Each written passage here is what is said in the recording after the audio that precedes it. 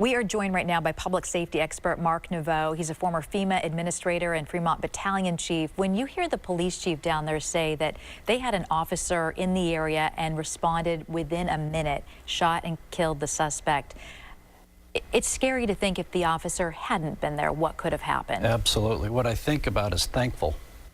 Because you can imagine, the festival is starting to end, everybody's exiting. In the gourmet alley, they call it, which is the food area, somebody decides they're going to come in and create, devastation.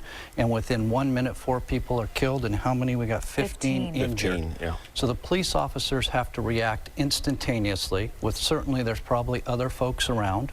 And so, thankfully they were there. We saw the carnage in 1 minute. Can you imagine if they hadn't been there? And they're going to feel this. I mean, you heard the emotion. I think we heard it twice. Incredibly sad. Yeah. That was mentioned twice. We saw the victims initially. We saw the mayor. We saw the executive director. And we're hearing it in their voices, the incredibly sad and the emotion of it. Just because they're there to do a job does not mean they're not feeling this. Yeah, a lot of people hurt by this. People are constantly talking on social media about what a family event this really is supposed to be. And to have something like this happen, I think is shocking to so many people. I wanted to ask you, Mark, what do you make of the fact that right now there is a possible second suspect, but it sounds like police are still trying to piece together that part of the puzzle? What do you make of that? Yeah, it sounded like, based on the police chief, they feel pretty good evidence that there is a second perpetrator here, and they're certainly going to make sure they check that entire area. As we talked about earlier, they're going to use infrared cameras, which allow the ability to search an area and pick up body heat. So in that darkness, in those weeds, if somebody's moving through there, they're going to find that quickly. The helicopters have it, fire departments have it. I'm sure they're using that tool. Mark, when you hear, this is the 41st year of this festival. It's filled with families, and this was the final day that one person, possibly two, used a special tool, came in through the creek, cut a hole through a fence to gain, and then just started randomly shooting at people. It took planning to do this, and it's just, what goes through your mind?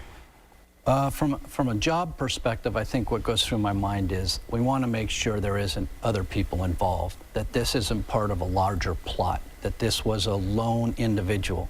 Unfortunately, in our country, we're talking about lone individuals that are terrorists that do more damage in terms of terrorism events than foreign-born individuals. And so we're seeing that. And what did we see, 2 weeks ago? A shooting in the shopping mall. Now we're seeing a shooting in an outdoor festival. I don't know. I have really quickly, so when you have 4 people, including the gunman, you have 3 people shot and killed, 15 others wounded within a minute, what protocols go into place with law enforcement agencies? You know you have an emergency situation. How do you get the wounded? How do you get the people evacuated safely? What happens in terms of what law enforcement do at that point? What they're doing is, and we heard that earlier through the radio traffic, that they were partnered up with the fire department medics, and the medics actually announced they're making entry into the facility. They're going to be the rescue group. They're partner with the police department, which have the arms to be able to make sure that they're safe. So they were able to get in there, do triage quickly. You notice those people got out of there very fast in terms of the number of folks who were injured to the hospital. It was very good operation in terms of timing. So, the difficult part here is going to be the officers that were involved. Certainly they're going to get them some counseling. They're going to take them out of that area. They're going to secure the area. They're going to make sure that family are notified. They're trying to do as much compassionate work as possible, being sensitive also to the investigation.